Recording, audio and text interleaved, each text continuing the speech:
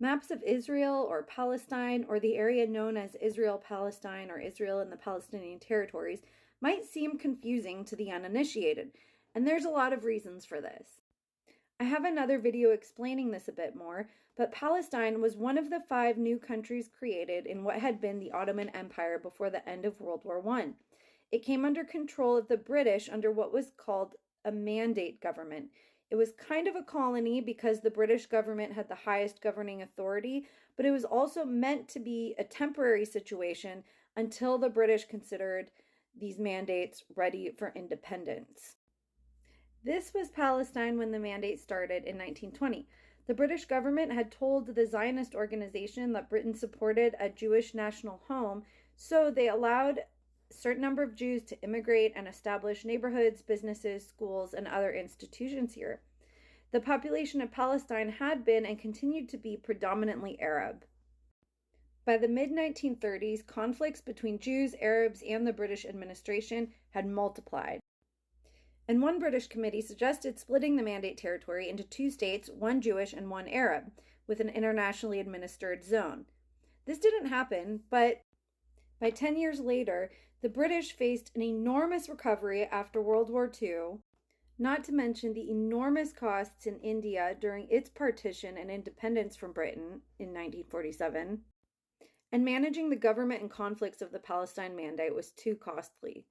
Britain turned the Palestine Mandate over to the newly formed United Nations, which voted to split the Palestine Mandate into 2 states, one Jewish, the other Arab, and it would look like this. It's easy to see why inhabitants of Palestine, whether Arab or Jewish, might be concerned with this plan. The UN concluded, though, that, quoted here, quote, "The basic conflict in Palestine is a clash of 2 intense nationalisms. Regardless of the historical origins of the conflict, the rights and wrongs of the promises and counter-promises, and the international intervention incident to the mandate, there are now in Palestine some 650,000 Jews and 1.2 million Arabs who are dissimilar in their ways of living and for the time being separated by political interests, which render difficult full and effective political cooperation." Now, when the British Mandate ended a few months later in May 1948, Zionist leaders declared the State of Israel in the territory that had been voted by the UN. And as a response, neighboring Arab countries sent troops to aid Palestinian Arabs against the establishment of a Jewish state in the region. After months of war, Israel and these Arab countries signed an armistice agreement, not a peace treaty, but basically terms of a ceasefire. The area called the West Bank, referring to the West Bank of the Jordan River, came under Jordanian control, and the Gaza Strip came under Egyptian control. Sometimes these borders are called the Green Line, which refers to the supposed pen color that the negotiators used on their map. Just 20 years later, another war brought another major change to the map of Israel. The 1967 war between Israel, Egypt, Syria, and Jordan ended quickly with Israel controlling more territory. The West Bank captured from Jordan, the Gaza Strip from Egypt, but then even more than what had been part of the original 1949 armistice lines, Israel added to its control the Sinai Peninsula from Egypt and what is known as the Golan Heights from Syria. Israel and Egypt signed a separate peace agreement in 1979 where Israel returned the Sinai Peninsula back over to Egypt. The Israeli Prime Minister Menachem Begin turned his administration's efforts instead towards solidifying Israeli control of the West Bank and Golan Heights. It's common for the map of Israel to look like this, showing Israel and the West Bank separated with the green line as a border. This is because the territories are technically under the military and administrative control of Israel, but they're also not explicitly part of Israel. Especially since in 1993, Israel and the Palestinian Liberation Organization signed agreements towards a gradual establishment of a Palestinian state in just the West Bank and Gaza, alongside the State of Israel. However, showing the land of Israel as what is known as Greater Israel is also common in some contexts. For instance, this is the weather forecast for Israel today according to the Israeli Meteorological Service.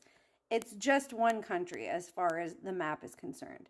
This map is pretty much the same as the boundaries of the British Mandate government and is also the same as the State of Israel plus the territories captured from Jordan and Syria during the 1967 war.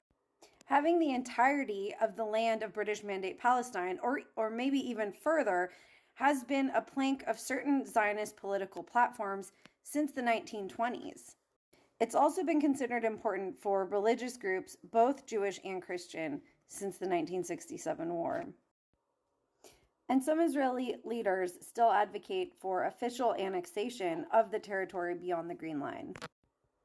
So from a practical perspective, this map is a visual representation of the area that is under the control of the State of Israel, despite the Palestinian administration that also has various degrees of control in the West Bank since the Oslo Accords in 1993. But also from an ideological perspective, this map is an assertion that this is, for some, what the territory of Israel should be. And of course, the other side of that ideological claim is the other map you might see of these same borders, but as the nation of Palestine, as if Israel did not or would not exist. Both of these are strongly ideological images. They're the visual equivalent of the contentious slogan, "From the river to the sea," meaning from the Jordan River to the Mediterranean Sea. This common form of the map of Israel attempts to be the most literal of the internationally recognized territories and of the disputed nature of the West Bank and Gaza. Hopefully, the next time you see a map of Israel, Palestine, Israel/Palestine, or your preferred term for this general area, you have a better understanding of why these lines are the way they are.